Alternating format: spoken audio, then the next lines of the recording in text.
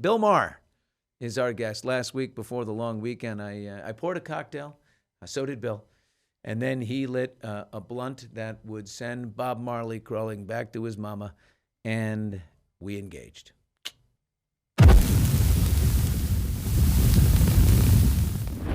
Well, it's Hot Mics on the road here at Club Random. We're visiting you, Bill. Yes. Bill doesn't travel. You come to Bill, that's it. That's right. It's like the guy on the top of the Himalayas. If you wanted to find the answer to life's most arcane questions, you got to go to the top of the Himalayas, and the guy is sitting cross-legged. You don't send somebody up there and go, could you come over to our table? You know, how about that guy in the restaurant who's like, could you come over to our table? Like, you come to mine. If that.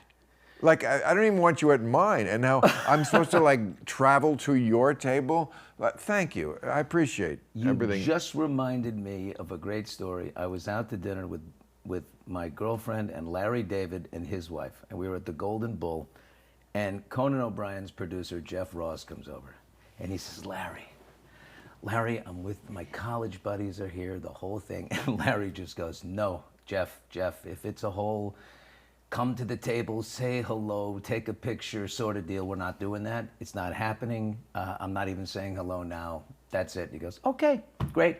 Thanks, Larry, and he walks away.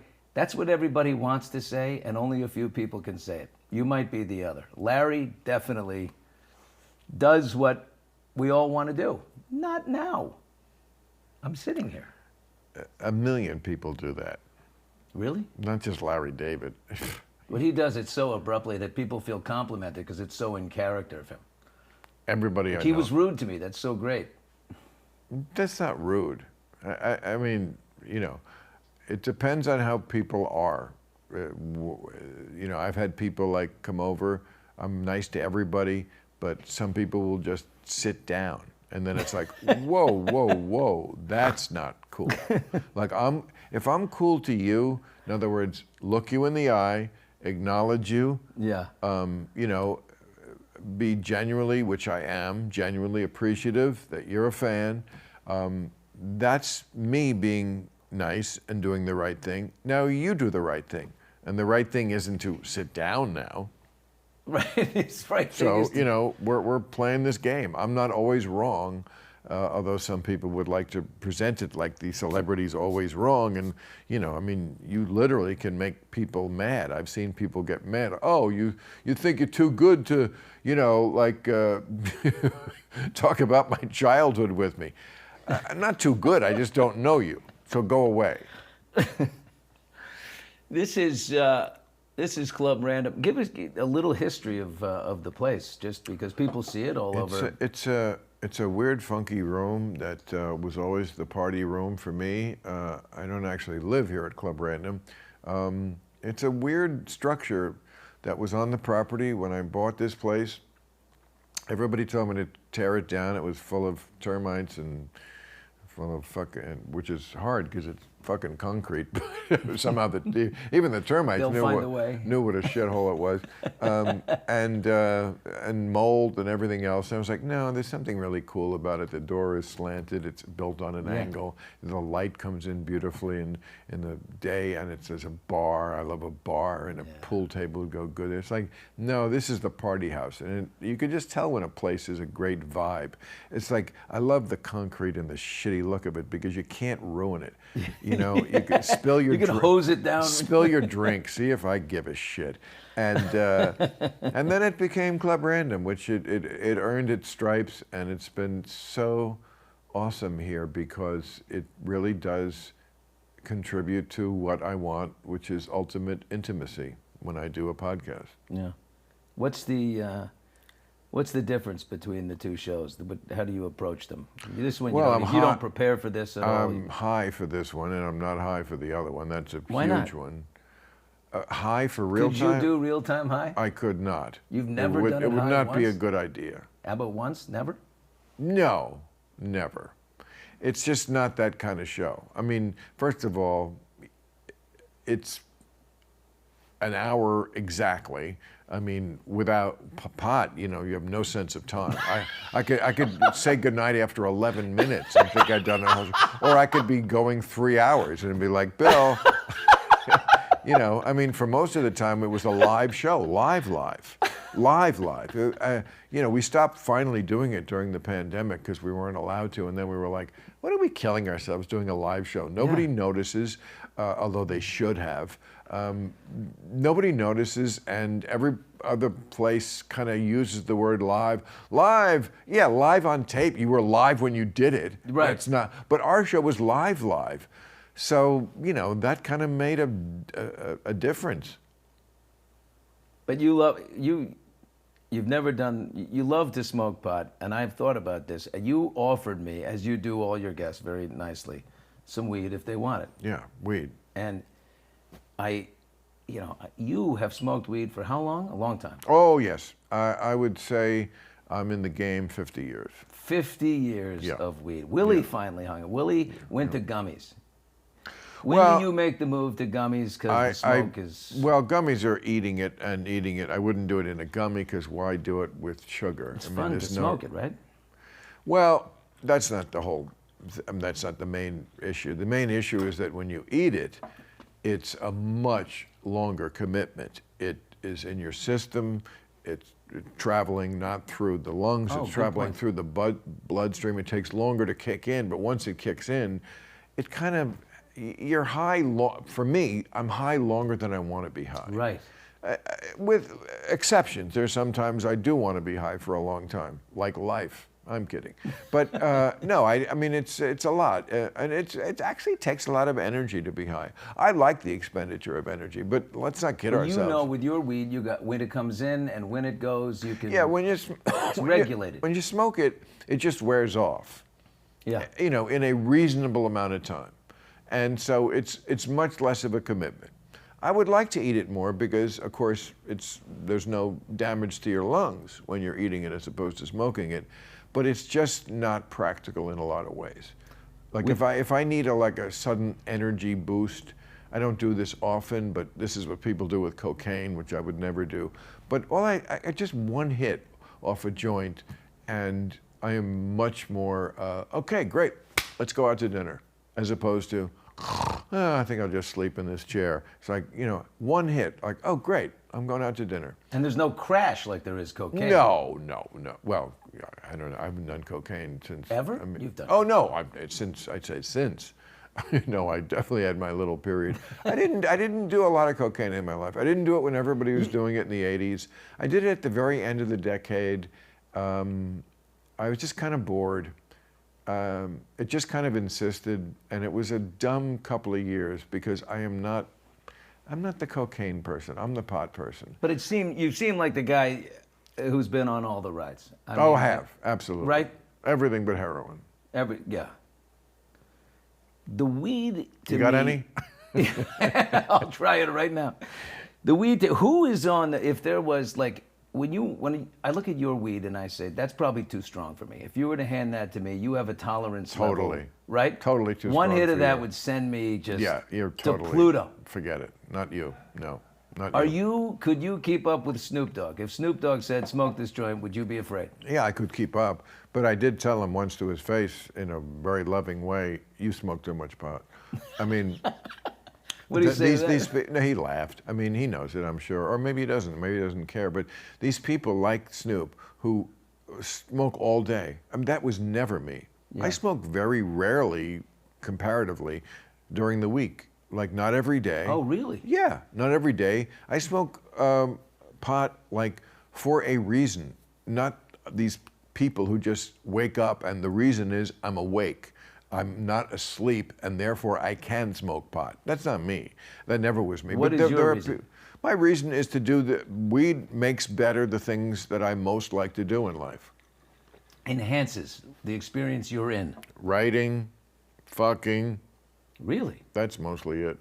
What writing, else is there? fucking. Oh, and when I did stand-up, I was for 42 years. You didn't freak out and be panicky? No.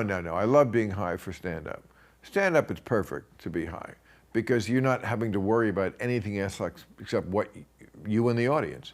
There's no governor sitting next to you and no clock and we got to get to the new rules and we got to, you know. But what if things aren't going right? If they're going like the wrong way, then you overthink and in stand-up? Yeah, like if the audience isn't quite with you. Well, they would never not be with me. After, I don't know, my first 5-10 years of doing stand-up, you learn how to never like bomb. But there was a couple of times, I've told this story before, when I was too high on stage, when I somehow mistimed it. It was those were nightmare experiences, Bill, nightmare experiences, because you don't want to be on stage. And I mean, this is a thing I made into a joke and a routine, but it's absolutely true what happened. I was on stage once, it was about 2010, and I knew I was too fucking high because I said Obama, and then I thought to myself, is that his name? Oh, shit. Is that Obama? It just didn't sound like Obama? Obama. Oh, I'm a bombing. And it was like, oh my God, I am fucked. I don't know what the president's name is. And I just fucking soldiered through that first half hour, knowing in my mind, okay, I'm gonna get less high. Just it'll die down. It's just too much now. I know, and like the half of my brain was fighting that other half and saying, and I was, you know, and I did make it through, and then after about a half hour, it's like, okay, I'm now. And then that's got to be a euphoric moment where you know the chairlift is done going up, and now we're coming down the slope. Yes, now I can just the rest of this set will be normal, but it was horrible because it did occur to me multiple times. I should just end the set now and say to the people, I'm so sorry. I'm too high to do this. I just am. And we're going to have to do it another night. Honesty. Or you can wait for like an hour.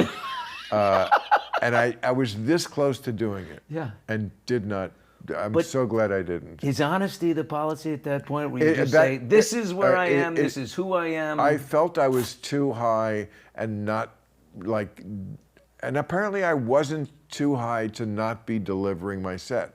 Now, fortunately, all those years when I did stand-up, I had what I called the poor man's teleprompter. I had a music stand on stage with my bullet points. Without that, I would have been completely, but I could always look at that and go, okay, I'm supposed to be talking about Ted Cruz now, and like I can vaguely remember what that joke is, and you know, I got through it, but it was harrowing. And I imagine a good laugh, just like, okay, then now we're back. Yeah. Now we're back and we catch No, I think they were laughing. I just felt like I was, first of all, I seem to remember being unable to like move.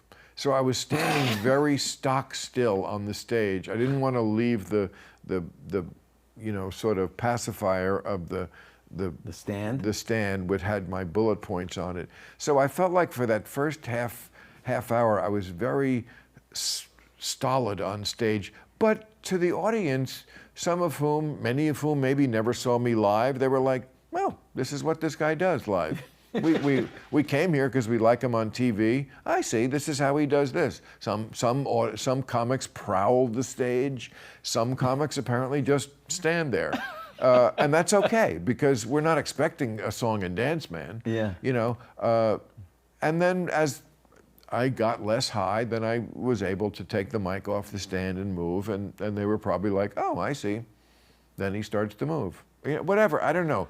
It was not a disaster. It could have been. It wasn't. Thank you, Jesus. It's a good experience to have Next gotten question. through. Yeah.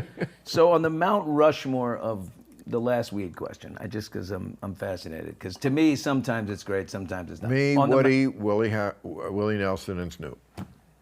That's exactly who I wrote down. Yeah, I thought in my mind. There's a van with our faces on that, like that. And if one guy could be added to Rushmore, because Trump recently added himself to Rushmore, if one guy could Photoshop himself in to Mount Rushmore, another stoner.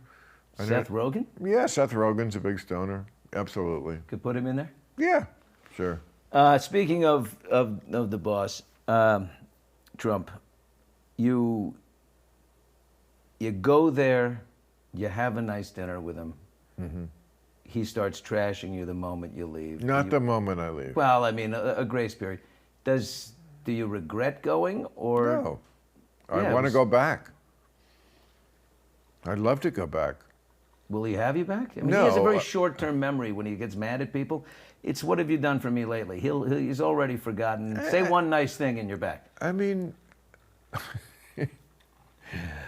look, I've said many. I wouldn't. Nice is, you know, I don't want to get that sentimental about anything in politics, but supportive. Yes, I said before he was elected the second time. I judge everything individually. I'm not going to pre-hate anything. Right. Lots of stuff he does, I do hate. Hated Doge, hated ICE. He hated Doge. He gave up on it. Good. Yeah, he's done. And then there's some things I'm supportive of the idea of going into Iran and getting. I thought that was a good attempt. What I hope he does now is realize it didn't work. Let's not throw good money after bad, to put it in terms he would appreciate, money. Let's not do that. Let's not widen this. We are going to have to get that nuclear material out at some point. I don't think it's an immediate threat. I hope that's the case. I don't know. I don't think anyone could know at this point. But I don't feel immediately threatened by Iran's nuclear program, considering what they just went through. But at some point, yes, and every president, including the Democrats, all said that. So I thought it was worth doing. Also, they're just a horrible country, and there was never going to be true peace in the Middle East unless you dealt with Iran. They're the biggest mischief makers, sponsors of terrorism. They took over basically 4 countries. They took over Iraq. They took over Lebanon. They took over the Houthis in Yemen. I mean, they just had to go. But there's no replacing the regime. The regime will grow back. You can probably extend how long they come back to prominence with any type of. I can't predict. There is still a possibility. Not to say that's not an okay thing. I mean, it's. I mean, there's still a possibility that that regime will be overthrown. My personal feeling is they missed their window. They should have started the war when the people were in the streets, Right. because that was the time to do it. They waited till the regime killed all those people in the streets, waited a couple of months, and then all those people who would be there to lead the revolution, they're all gone now. I thought the Kurds were going to come in. I thought there was going to be some people on the ground. Who knows? The Israelis may have agents in place right now planning something big and surprising us all. The Israelis have done that before. I don't know what's going to happen. All I know is I thought it was a good idea to try. I thought they fucked up a lot of of actually doing it.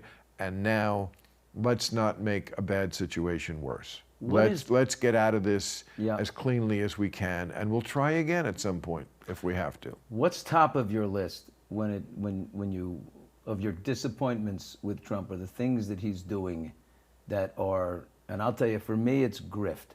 The grift is just outrageous and in your face, and it is. I had Dave Rubin on my on Hot Mics, and he said, look, he went with the everybody does it route, and I don't want to trivialize what he said, but basically in the category of they've all done it, and I said, I don't think so. I don't think Obama did it. I don't think Clinton did it. I don't think the Bushes did it. I don't. Like with Trump, everything is a matter of degree. He takes everything to the nth degree. Yes, they all did it to a degree. Degree matters. There's a difference between a difference in degree and a difference in kind. And at a certain point, degree moves into kind. This is almost a difference in kind of corruption. It's on a level we've never seen before, and it's more out in the open than I've ever seen before. Which makes there's it a different. side deal for everything. But that's not even the top of my list. I kind of factor that in with him. He's like, you know what? I could be playing golf, but I'm president of the United States, so I'm going to take a little something. I'm going to wet my beak too. Is it right? No. Does it, But he's soaking his beak. We're talking billions of dollars. Billions. Look, I'm not defending him or this, but in an economy that's 29 trillion in debt. And 39. Well, whatever it is. And the size of our economy, a few billion. Do I really care money-wise? No. Does it matter money-wise? No. It absolutely shouldn't be done. But when you say top of the list, no, it's not top of my list. Top of my list would be not respecting the democratic process and not really understanding that we still have a very serious environmental problem and we shouldn't be like against windmills and trying to gut the EPA and stuff like that. Those would be top of my list. And then we could go to Doge and like There's rule of ICE law, and there's rule of law, politicizing the Justice Department. There's plenty of things to complain about, and I do, and that's why he tweets nasty things about me. But he didn't do it right after the dinner, I have to correct you. We went for a while and we we texted to each other a number of times. Do you have his text right now? Privately, what? Do you have his phone number? Could you text him right now? Yeah. I'm not going to, he's the president. Have you talked to him since then privately? Did we talk? Or a text? Oh, we definitely texted a number of times. And is it playful and nice, or is it? No, he was for a while, and then he just had enough of me doing what I always told him was going to happen. Was the dinner was never a deal that I would go MAGA if I fucking ate his steak. The deal was like, hey, let's see if people who don't agree can talk to each other and not be hateful. Right. That was accomplished. Mission accomplished. A very not hateful dinner. We both enjoyed it, no matter what he pretends. It looked enjoyable. It was. No matter what he pretends, that I was so nervous and I needed a drink right away and all this bullshit he made up about me. Okay, that's fine. I don't care. I know that's what he does. But I was anything but nervous because he was very nice. Why would I be nervous? He's charming as hell. I mean, really. Did I really think I was going to the White House and they were going to guillotine me? No, I wasn't nervous. And then he was a very genial host. And again, this is what the left hated me for, honestly reporting, sorry for being honest and just telling you what actually happened, you fucking babies. But, you know, in person, and this is what everybody says about him, he looks you in the eye, he listens, at least with me, maybe I'm the Trump whisperer, but listens, looks you in the eye, never gets mad when you contradict him, just is able to like hear something contradictory and go, true. You know, it was just like having dinner with a normal person. But firing at him is part, I mean, you know, him firing at you is just part of that's part of his, it's what he does. It's fuel. It's like, probably no offense. I don't think he has any feelings about you either way. I don't think he gives if he's going to take a shot at you, I don't think it's personal. I think he just loves to instigate and provoke on social media. Always has. It's not a big deal. I don't think that's true. But, really? But I'm not going to confute it. What about, did he greet you at the door? Did he meet you at the dining room table? No, it was in the Oval Office. So you started there and then I started in the Oval Office. Spent a long time in there. Had a lot of laughs in there. Got right away, got to a big moment of what could have been contention, and I saw it wasn't. Signed that thing right there. Grab that off the wall, and then I got to go. Which one? Right there. This? Yeah, grab that off the wall. That's his signature. Oh. I brought that into the Oval Office. Oh, wow. It's every insult he's ever had said to me up until that point. These are all the words he's called you? All the words. Stupid, angry, which do you agree with? Okay, Dopey, dummy. Go ahead, read them. Terrible student, not considered smart, no mojo. I think you got mojo. Keep going. Nervous, low-life dummy, so-called comedian, not a smart guy. Better than Samanex, whatever that is. Fired like a dog, dumbass, not an intellectual. Terrible show. Moron, stupid guy, bad ratings, failing comedian. A rather dumb guy, Crazy Bill. Pathetic, bloated, gone. Bill Maher suffers from the same affliction as CNN, very bad ratings. Dumb as a rock, sick, insane, wacko, very sad, crazy maniac. Third-rate comedian, still a very dumb guy, wacky guy, totally shot. Looks like terrible, exhausted, gaunt, and weak. He's a jerk, a loser, a sleazebag, really a dumb guy. Stone-cold crazy guy. Wacky little Bill Maher, drum beat. Oh my God, the dumbest man on television. Boring, shell of a man, big fail on CNN. Net worth, the watch, okay? Low ratings, highly overrated, increasingly boring comedian. A befuddled mess, sloppy and tired. His show is dead. That's all of them. just the idea So that great. that a man, It's so great. a man could, without trying, obviously, this is over many years, come up with that many different. I didn't make this up. These are real. It's romantic. It's almost romantic. It's almost exactly. romantic. And then he signed it. It's my prized possession. It's beautiful. I mean, that he would just right away, once he did that, I knew this is going to be a fun night. Yeah. Did he sign it off the bat in the Oval? Right off the bat. I mean, it wasn't like I pulled it out of my. This is a copy. The real one would have it. I have it in my safe. Has a crease down because it was in my pocket.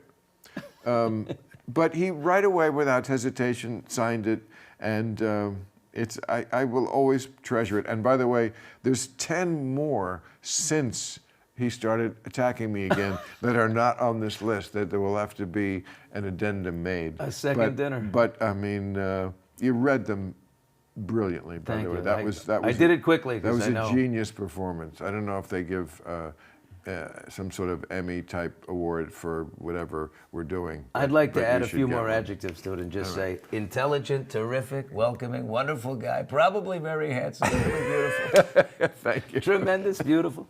Thanks for coming by. Thank you, Bill. And accommodating the Club Random vibe. Oh, I love it.